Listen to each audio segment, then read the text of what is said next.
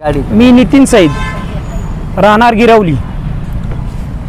आम्ही उपोषणाला बसलेलो वेगवेगळ्या गावचे। आम्ही हे अविनाश कोकणे राहणार फुलवडे, हे रामदास सईद राहणार गिरवली, हे सुभाष सईद राहणार मंचर, हे रामदास थोरात चांडवली बुद्रुक, ते राहणार निलेश वायाळ नांदूर, आणि ते सूर्यकांत भालेराव राहणार नांदूर।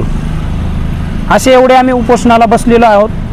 15-16 शेतकऱ्यांची इथे कर्जामार्फत जी बोगस कर्ज आहे त्याची फसवणूक संत ज्ञानेश्वर पतसंस्था मंचर। म्हणजे तुम्ही मागणी काय केली होती आणि तुम्हाला मागणी प्रमाणे कर्ज मिळालं नाही? मागणीप्रमाणे मिळालं नाही, सगळं बोगसच करून घेतलेत।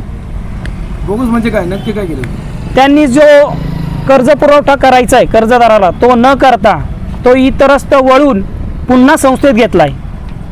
अशा प्रकारचा बोगस कर्ज प्रकार करून आमच्या नावे कर्ज प्रकरणं दाखवलीत।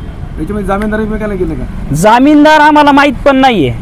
जामीनदारांना त्यांनी कधी आणलं, कसं केलं, काही कोणालाही माहीत नाही। कोणताही जामीनदार कोणालाही ओळखत नाही, एकाही कर्जदाराला एकाचा जामीनदार माहीत नाही। अशाप्रमाणे यांनी एक बोगस करून घेतलेलं आहे सगळं।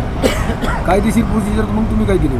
कायदेशीर प्रोसिजर आम्ही सहकार क्षेत्रात गेलो, सहकार क्षेत्रातील अनेक वरिष्ठ अधिकाऱ्यांकडे गेलो, त्यांच्याकडे आमच्या भरपूर प्रमाणात हेरिंग झाल्या।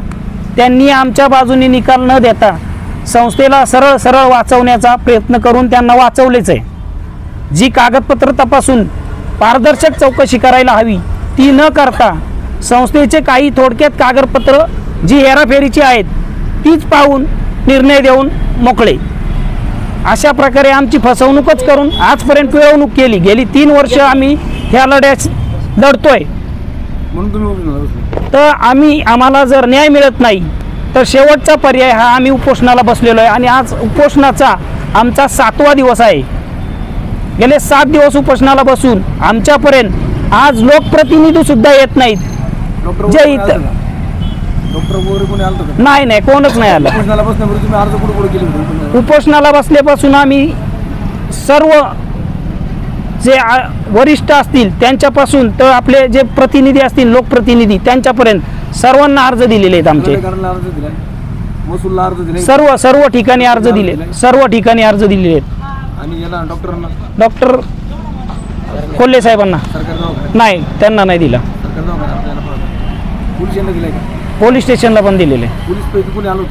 पोलिसांपैकी येऊन जाऊन करतात, थोडे सकाळी येऊन फोटो काढतात, आहेत, निघून जातात। संध्याकाळी येतात, आहेत, काय असेल नाव घेतात, निघून जातात। उपोषणाला बसण्यापूर्वी वजन केलं होतं? नाही। त्याच्यानंतर आज 7 दिवस वजन केलं नाही।